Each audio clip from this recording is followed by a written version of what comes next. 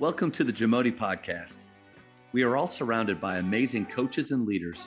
So let's get an inside look at not just what they do, but how they do what they do.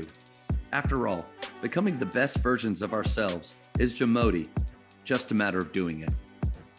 I've been able to talk with a lot of coaches about how they handle defeat directly after a game, in the locker room with their team. But I want to ask you, let's just defeat that the game is over. It's the next day and you've had time to watch the film. You've had time to kind of, decompress. How do you handle that next day practice after a tough loss? Well, and this, I don't want this to come off the wrong way. Since I've been at John Paul, I've had very little experience with that. I was going to say that, but it's 2 years ago, our one loss was on a morning of the Mavericks tournament at Thanksgiving, and we played 3 hours later and we won, and then we just moved on. Yeah. Last year we had 2 losses. Unfortunately, one of them was the last game of the season for us. And the other one was the Tuesday before Thanksgiving, same as the year before, where we went over to Waxahachie, and we had beaten them the year before. And Coach Gober had his guys, very good team, well coached, fired up, and they kicked our tails. They beat us to 50-50 balls. They out-rebounded us. They outran us, and they really put it on us. And so, the next day is Wednesday, and we got to practice. And then Friday, we had Lancaster at the Hoop Fest at American Airlines Center on Saturday night, the number 1 5A team in the state. And I told the guys, I'm like, hey, you want to play at American Airlines Center in front of all those people? The way you played Tuesday, it's going to be a similar result. We broke down film. We figured out some things we really had gotten lax on. And we were really able to even in 2 days' time, we were really able to tighten it up, improve it, become much better defensively.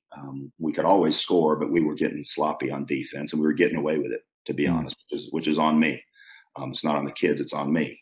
And so we corrected those things, and we came out on that Saturday night and had a great game, ended up coming back in the last minute. We hit 4 threes in a row in the last 2 minutes and went from an 8-point deficit to a 4-point win.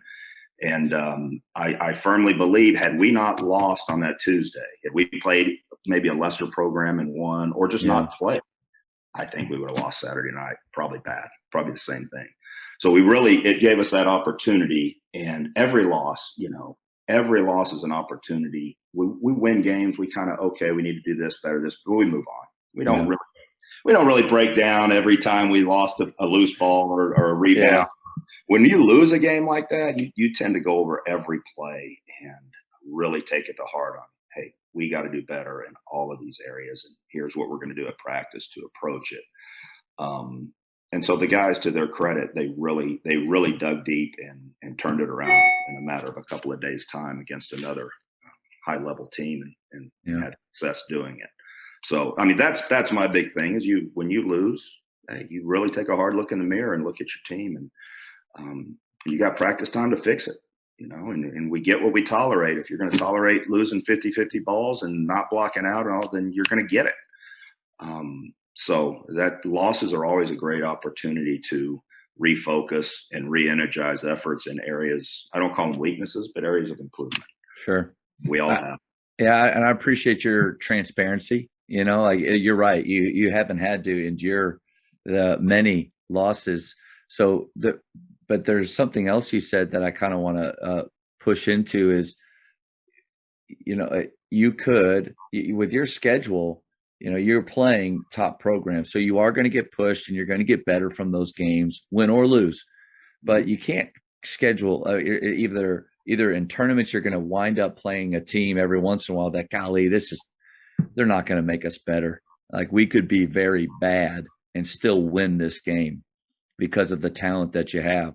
And I think that the awareness that you had about that, and it's a good reminder for all of us that we got to be careful in the big wins, the easy wins, the easy games, that we're not developing bad habits that are going to come back to bite us. So I'm kind of with you.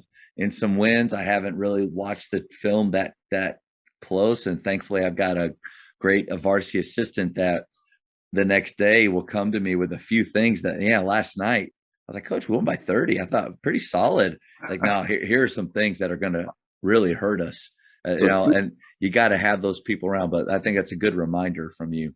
2 years ago, that happened quite a bit. So my first year on the job, they were good the year before, but not known even in the city, much less the state. And so we kind of had the same schedule as the year before, but we got a lot better.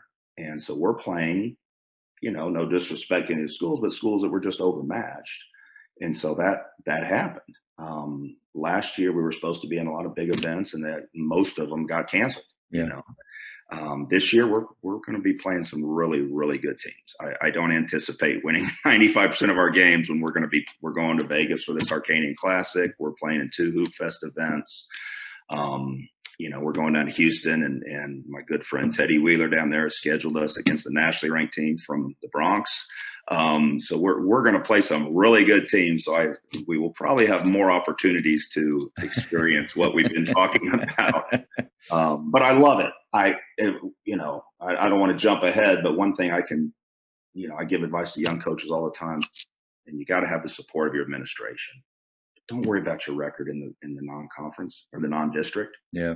Don't get better. You want to win games, but you can't stress out about the number of wins or losses. Your district is what you're shooting for. Play in some tough tournaments. Play some good teams. So that's one thing I would tell other coaches. Just as long as you have, you don't have to have a winning record to keep your job, which it should be the case. Challenge your team, challenge your program. That's the way you're going to get better and the way you're going to get results in January and February, which is what we're all aiming for. Thank you for checking out today's episode. Please take a moment to subscribe to this podcast, share it with your fellow coaches, and find us on social media for what's coming up next on the JAMODI podcast. It's just a matter of doing it.